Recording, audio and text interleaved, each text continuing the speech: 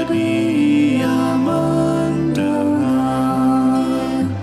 Sejak kulihat wajahnya, ku yakin pada firman-Nya dan menyerahkan bimbangku di dalam saat yang teduh.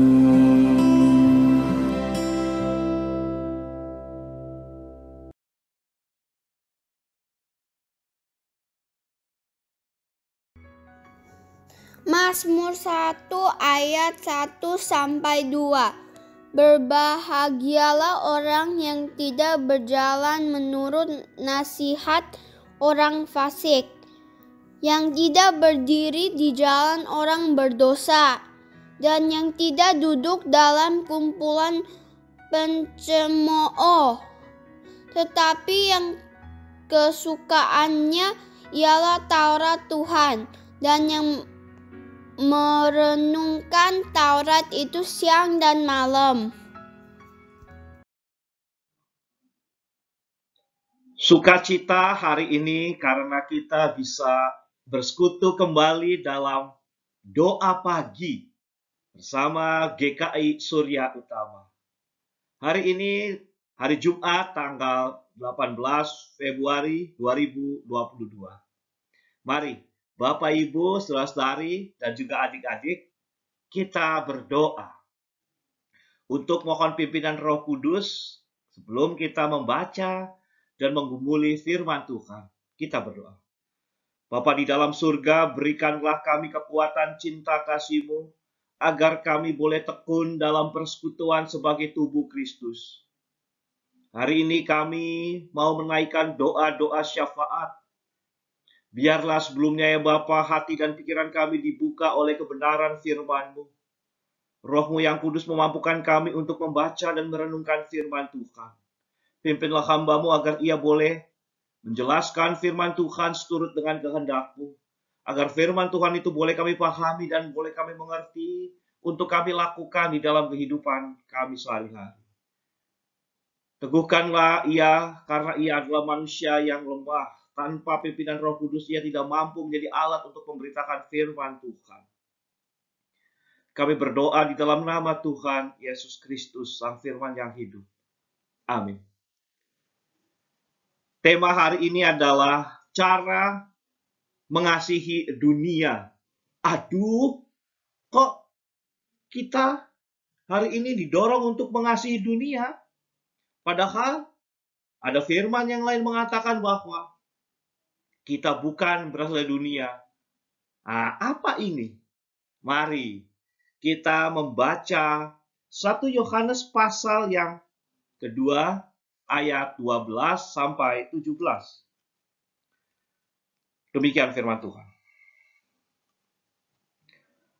Aku menulis kepada kamu, hai anak-anak, sebab dosamu telah diampuni oleh karena namanya. Aku menulis kepada kamu, hai bapak-bapak, karena kamu telah mengenal Dia yang ada dari mulanya. Aku menulis kepada kamu, hai orang-orang muda, karena kamu telah mengalahkan yang jahat. Aku menulis kepada kamu, hai anak-anak, karena kamu mengenal Bapa. Aku menulis kepada kamu, hai bapak-bapak, karena kamu mengenal Dia yang ada dari mulanya. Aku menulis kepada kamu, hai orang-orang muda, karena kamu kuat dan firman Allah diam di dalam kamu. Dan kamu telah mengalahkan yang jahat. Janganlah kamu mengasihi dunia dan apa yang ada di dalamnya. Jikalau orang mengasihi dunia, maka kasih akan Bapa tidak ada di dalam orang itu. Sebab semua yang ada di dalam dunia, yaitu keinginan daging dan keinginan mata serta keangkuhan hidup, bukanlah berasal dari Bapa, melainkan dari dunia. Dan dunia ini sedang lenyap dengan keinginannya. Sebab orang yang melakukan kehendak Allah tetap hidup selama-lamanya. Sampai di situ pembacaan firman Tuhan. Mari kita merenungkannya dan bertekad untuk melakukannya. Ayat tadi mengatakan, ayat yang 15, janganlah kamu mengasihi dunia. Janganlah kamu mengasihi dunia. Tapi kok tema hari ini cara mengasihi dunia. Aduh, bertolak belakang ini. Justru disinilah menariknya firman Tuhan. Mari kita dalami. Bapak Ibu saudari dan juga adik-adik, tentu kita masih ingat satu peribahasa yang mengatakan bahwa di mana langit dijunjung, di situ bumi dipijak. Peribahasa ini mendorong kita untuk hidup dalam kesadaran di mana kita hidup. Kita mengarahkan hati ke depan, tetapi juga kita perlu memahami realita yang ada untuk menjalani kehidupan menjadi lebih baik lagi. Nah, bacaan hari ini ditulis oleh Rasul Yohanes, salah satu murid Yesus, saudara Yakobus, sepupu Yesus. Rasul Yohanes ini menarik sekali tulisan-tulisannya. Ia adalah saksi sejaman Yesus. Ia dekat dengan Yesus. Ketika Yesus menghadapi kesakitan, disalib, Yohanes ada di sekitarnya. Ia juga yang dikatakan bahwa, hai, titiplah, inilah ibumu, dan ibumu inilah anakmu. Menarik surat Yohanes ini. Rasul Yohanes menurut tradisi menulis 5 bagian kitab dalam perjanjian baru. Ada yang ingat apa aja? Ya, Injil Yohanes, surat 1, 2, 3 Yohanes, dan satu lagi apa? Satu lagi? Betul, kitab Wahyu. Ketika di Pulau Patmos, ketika ia dibuang di Pulau Patmos, datanglah wahyu kepada dirinya dan ia menuliskan itu. Surat-surat Rasul Yohanes ini temanya ada 3. Kita lihat bacanya. Bagaimana membangun iman kepada Kristus. Menjaga iman itu. Dan membuktikan iman Kristen itu untuk memuliakan Allah. Karena Kristus adalah Allah yang menjadi manusia. Nanti kalau ada waktu silakan diperhatikan bagian-bagian firman Tuhan. Dan ini bacaan yang kita baca ini kita coba untuk melihat bahwa bagaimana kita mengasihi dunia. Karena kalau kita tidak mengasihi dunia, kita mau hidup di mana? Nah, tapi cara mengasihi dunia seperti apa yang kita perlu perhatikan? Yang menjadi sebuah tanggung jawab iman kita juga untuk melestarikan dunia ini, untuk menjaga dunia ini, beserta kehidupannya menjadi lebih baik. Surat Yohanes ini ditulis sekitar tahun abad-abad pertama ya. 80-an Masehi. Suasana pada abad pertama ketika dunia kekristenan, awal-awal mula Kristen mula-mula itu adalah situasi yang sangat mencekam. Ketika para pengikut Kristus ditangkap, diadili, dibunuh, dijadikan gladiator, Maksudnya diadu dengan sesama manusia, hewan. Karena tidak mau menyembah kaisar sebagai Tuhan. Lalu situasi kehidupan saat itu juga kuatnya paham gnosisme, hedonisme, dan juga passionisme. Apa sih tiga pemahaman itu? Gnosisme adalah pemahaman yang tidak percaya pada karya Allah di dunia. Jadi ya hidup berjalan begitu saja. Tidak ada karya Allah kok di situ. Dan juga Gnosisme tidak percaya pada karya keselamatan di dalam Yesus Kristus. Lalu hedonisme adalah pemahaman puaskanlah keinginanmu. Hidup ini hanya sementara, maka puaskanlah, nikmatilah semua keinginanmu dengan segala kesenangannya. Lalu marcionisme adalah sebuah pemahaman yang salah yang membedakan antara Allah Perjanjian Lama dan Allah Perjanjian Baru. Allah Perjanjian Lama digambarkan dengan begitu bengisnya. Sementara Allah Perjanjian Baru, Allah yang penuh kasih. Padahal iman Kristen kita memahami bahwa Allah Bapa, Anak, dan Roh Kudus adalah satu. Allah yang menjadi manusia yang hadir di dalam Kristus. Dan surat-surat Rasul Yohanes mencoba untuk mengingatkan itu. Bahwa hidup di dalam kasih Kristus. Bahwa di dalam segala keadaan yang ada, ingat. Kristus yang adalah Allah yang mendorong hidup menjadi lebih baik lagi. Rasul Yohanes mencoba untuk mengingatkan, menentang paham-paham yang tidak benar itu. Dia ingin menunjukkan bahwa Allah begitu kasih yang hadir di dalam Kristus. Mendorong umat orang yang percaya kepadanya untuk tidak binasa. Kalau kita baca pada bacaan sebelumnya, 1 Yohanes pasal yang kedua ayat 1-11 itu Rasul Yohanes mencoba untuk mengingatkan kasih kepada sesama. Dan bagian yang kita renungkan hari ini, Rasul Yohanes ingin menjelaskan tentang kasih kepada dunia.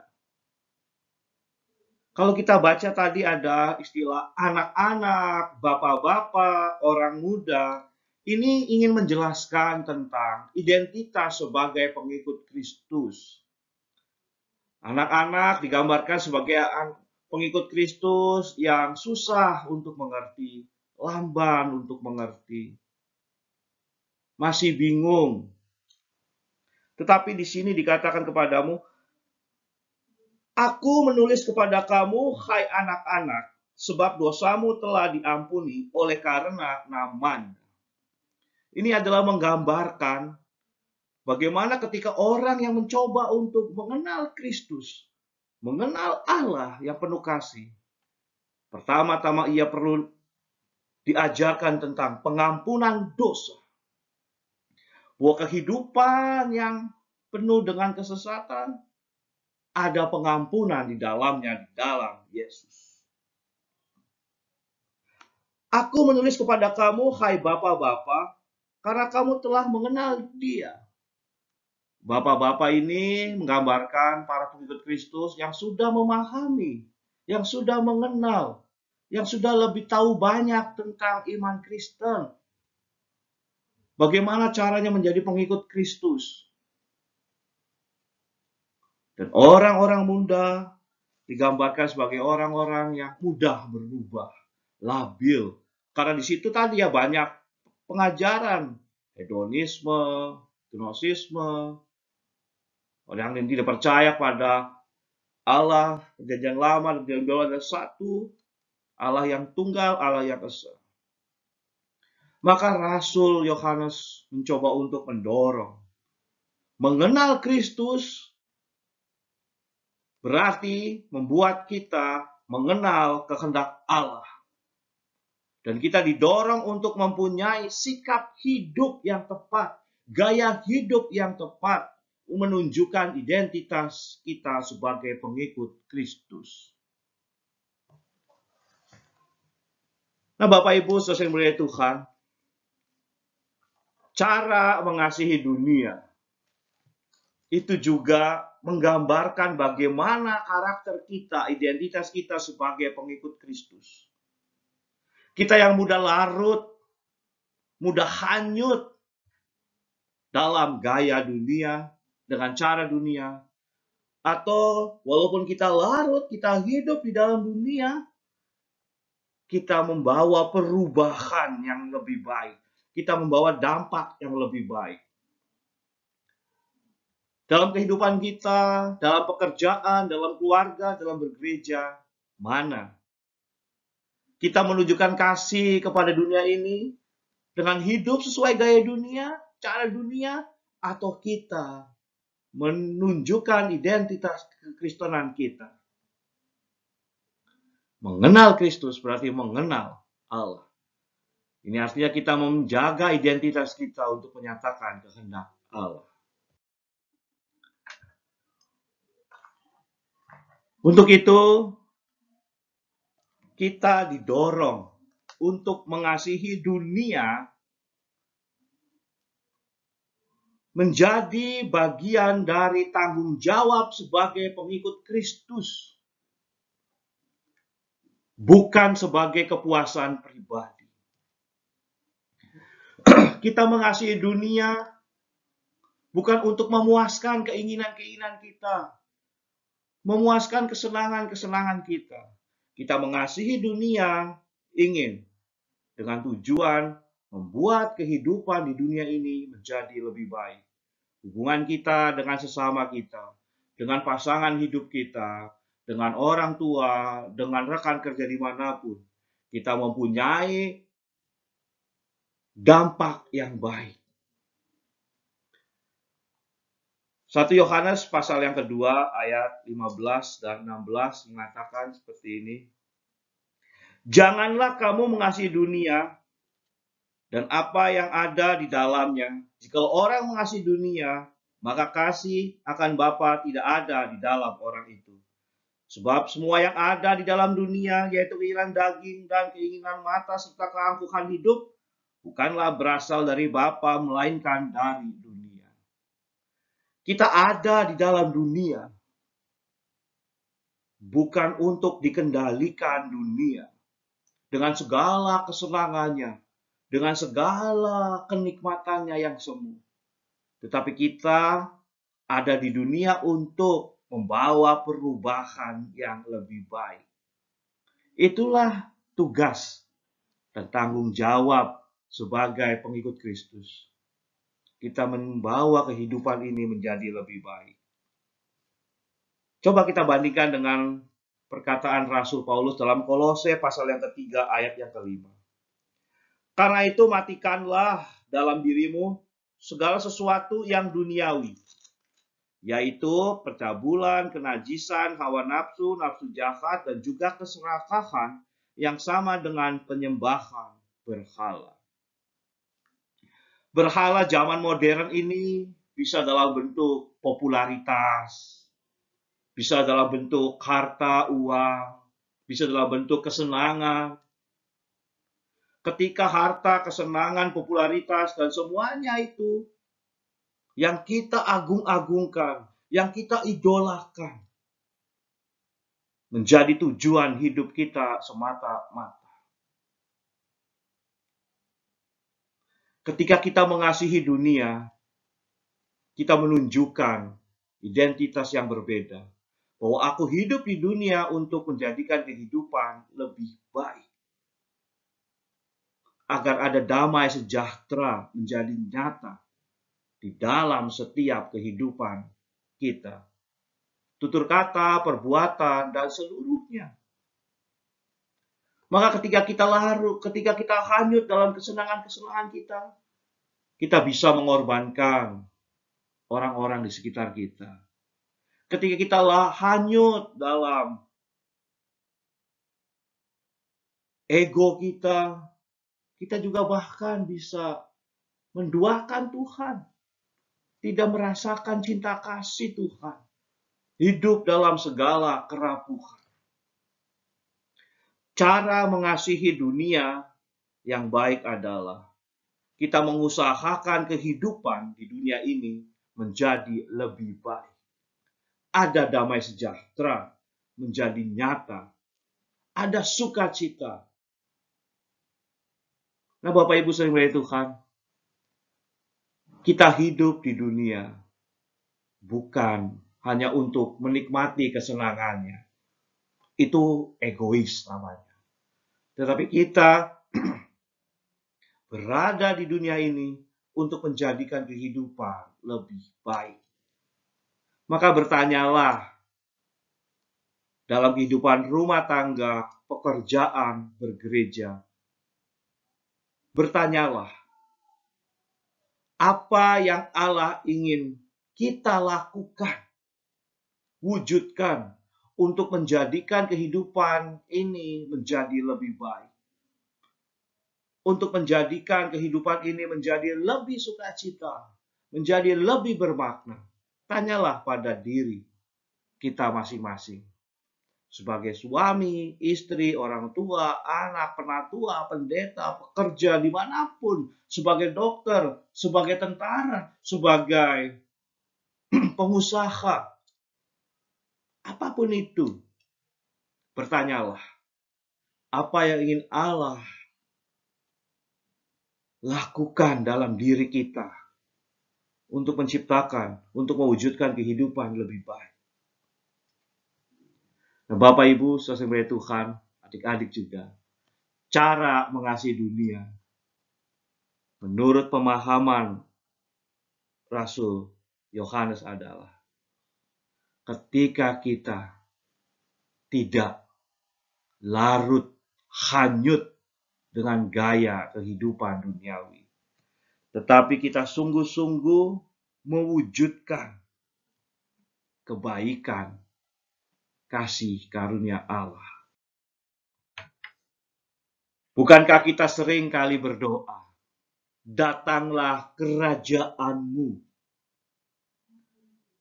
jadilah kehendak-Mu di bumi seperti di sorga. Bapak Ibu, saudara Tuhan, selamat mengasihi dunia dengan cara menyatakan kehendak Allah di dunia ini. Melalui tutur kata, perbuatan, dan keseluruhan hidup kita. Sehingga dunia ini menjadi lebih baik karena kita hadir di dalamnya. Mungkin kita bisa melakukannya dalam hal menjaga lingkungan hidup. Mungkin kita bisa melakukannya dengan mempergunakan waktu secara bermakna, dengan tanggung jawab. Mungkin kita bisa melakukannya dalam pelayanan di gereja, pelayanan kemasyarakatan. Mungkin kita bisa melakukannya mengasihi dunia ini dengan cara memberikan persembahan. Mungkin kita bisa melakukan cara mengasihi dunia ini dengan menjadi hamba Tuhan dimanapun kita berada. Ayo kita mengasihi dunia dengan cara-cara yang Allah kehendaki, yang kita bisa lakukan masing-masing. Mari bersama-sama kita katakan dengan mantap, datanglah kerajaan-Mu, jadilah kehendak-Mu di bumi seperti di sorga. Amin.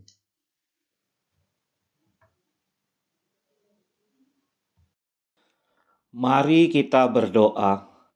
Bapa di dalam surga, kami bersyukur untuk kehidupan yang Kau berikan kepada kami. Mampukanlah kami ya Tuhan untuk percaya bahwa rancangan-Mu adalah rancangan damai sejahtera yang memberikan hari depan penuh pengharapan. Sehingga kami terus memotivasi diri kami untuk menjalani kehidupan, memberikan dampak yang baik dalam kehidupan kami berumah tangga, bergereja, bekerja, dimanapun kami berada. Inilah cara kami mengasihi dunia ini ya Tuhan, agar kami selalu mewujudkan kehendak-Mu dimanapun kami berada, melalui tutur kata dan keseluruhan hidup kami. Bapa di dalam surga, kami berdoa ya Tuhan untuk situasi pandemi virus COVID-19 dengan berbagai macam variannya Tuhan. Tuhan tolong ya Tuhan agar kami masing-masing diberikan ketekunan, kedisiplinan, kesungguhan untuk menjaga protokol kesehatan sehingga memutuskan tali penyebaran virus COVID-19 ini ya Tuhan. Itu juga cara kami mengasihi dunia ya Tuhan, agar kami lebih banyak mengendalikan diri, tidak bergabung dalam kerumunan, acara-acara yang banyak orang, jika tidak betul-betul membutuhkan ya Tuhan. Kami juga menjaga diri untuk selalu menjaga kesehatan dengan protokol kesehatan yang ketat Tuhan.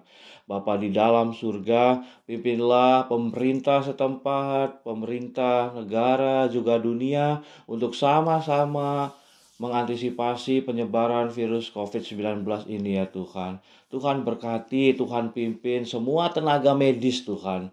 Dokter, perawat, di setiap rumah sakit, di setiap kantung-kantung pelayan kesehatan ya Tuhan. Bapa di dalam surga, kami mohon agar virus COVID-19 ini boleh dikendalikan dengan kami, menjaga diri kami untuk bisa menjaga protokol kesehatan dengan ketat.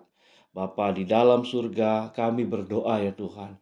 Kami teringat akan kelompok anak-anak piatu atau yatim piatu Tuhan. Mereka yang kehilangan ayah atau ibu dan ayah sekaligus Tuhan harus menghadapi kehidupan dengan mandiri. Tuhan berkatilah mereka yang para yatim piatu maupun yatim atau piatu Tuhan. Tuhan berkatilah agar bersama dengan keluarga yang mereka hidup boleh terus menjaga kesehatan, menjaga pengharapan dalam kehidupan ini untuk mendapatkan hal yang baik dalam kehidupan ini. Tuhan, kami juga teringat para kaum disabilitas Tuhan. Tuhan tolong bahwa ketika mereka hidup dalam keterbatasan tertentu, keterbatasan fisik, keterbatasan hal yang lain, Tuhan tolong Tuhan agar mereka boleh tetap menjaga hidup, semangat hidupnya dengan baik. Dan berkatilah kami, orang-orang yang sehat, boleh membantu mereka, mungkin keluarga, mungkin saudara, mungkin kerabat, boleh membantu sesuai dengan kemampuan kami, para kaum disabilitas ini Tuhan. Bapa di dalam surga, kami berdoa untuk kehidupan rumah tangga kami, kehidupan pekerjaan kami, kesehatan kami, agar semuanya itu diberikan kekuatan dan cinta kasih Tuhan. Yang sedang merintis pekerjaan, Tuhan berikan kekuatan. Yang sudah bekerja, Tuhan memberikan kesungguhan agar boleh bekerja dengan penuh sukacita. Bapa di dalam surga, kami berdoa ya Tuhan, untuk mereka yang sedang bergumul dalam paparan virus COVID-19. Tuhan tolong ya Tuhan. Ada banyak nama-nama yang kami tahu. Mulai dari anak-anak sampai lansia. Mereka yang terkena virus COVID-19 ini Tuhan. Tuhan, kami ingin menyebutkan nama mereka satu persatu jika kami ingat. Tetapi biarlah kami ingin menyebutkan mereka bukan hanya sekedar menjadi informasi, tetapi sungguh-sungguh bergumul dalam doa bersama dengan orang-orang yang harus menerima kenyataan terjangkit, terkena virus COVID-19 ini Tuhan. Tuhan berkati anak, Tuhan berkati orang tua, agar ketika mereka harus menerima kenyataan, hidup dengan harus mengalami kenyataan karena virus COVID-19 ini, Tuhan tolong keluarga yang mendampingi, beri kesehatan agar mata rantai penyebaran virus, keterjangkitan virus ini dapat dihentikan. Tuhan menolong anak-anak yang sudah kena virus COVID-19 ini Tuhan, agar mereka diberikan sukacita, hati yang gembira. Tuhan berkati orang tua yang mendampingi, Tuhan memberkati oma dan opa yang mendampingi, agar mereka mendampingi cucu-cucu anak-anaknya yang kecil-kecil yang terkena virus COVID-19 ini. Tuhan berkati orang-orang dewasa dan lansia yang terkena virus COVID-19, agar mereka boleh tetap sukacita, merasakan kekuatan cinta kasih Tuhan. Bapa di dalam surga, berkatilah obat-obatan, berkatilah perawatan, berkatilah waktu istirahat untuk boleh menghilangkan virus COVID-19 ini Tuhan. Bapa di dalam surga, kami berdoa juga ya Tuhan, untuk mereka yang sudah lanjut usia, agar diberikan kekuatan dan cinta kasih, agar di tengah segala keterbatasan usia lanjutnya, para lanjut usia boleh merasakan hati yang gembira dan hidup yang bermakna. Tuhan, kami bersyukur Engkau telah menempatkan kami sebagai tubuh Kristus di GKI Surya Utama. Makanya Bapa, kami ingin berdoa untuk GKI Surya Utama. Tuhan memberkati majelis jemaat, Tuhan memberkati para pelayan dan para karyawan. Tuhan memberkati, diberikan segala kesehatannya.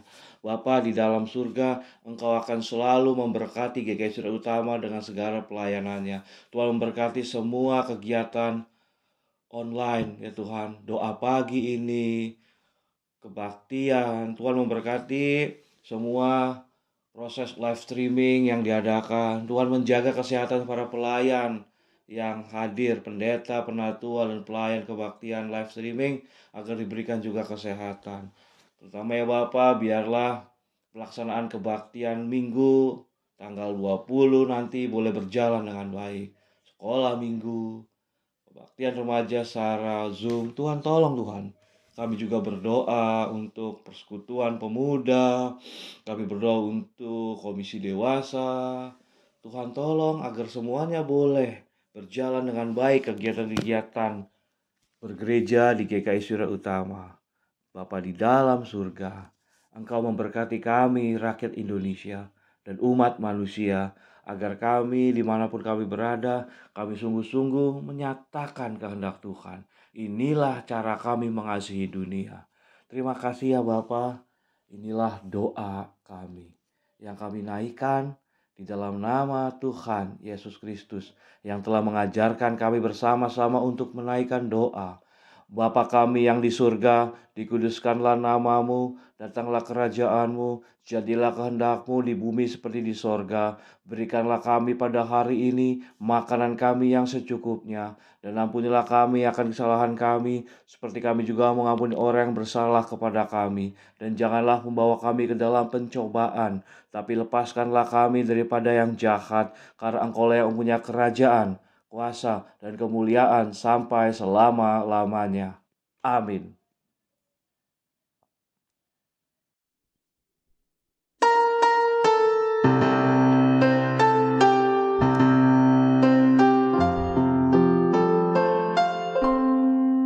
Kasih Tuhan mengiringimu,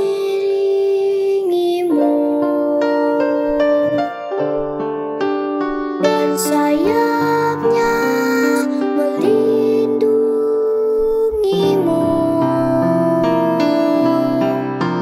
Tangan Tuhan pegang di dalam hidupmu. Majulah dalam terang kasih-Nya.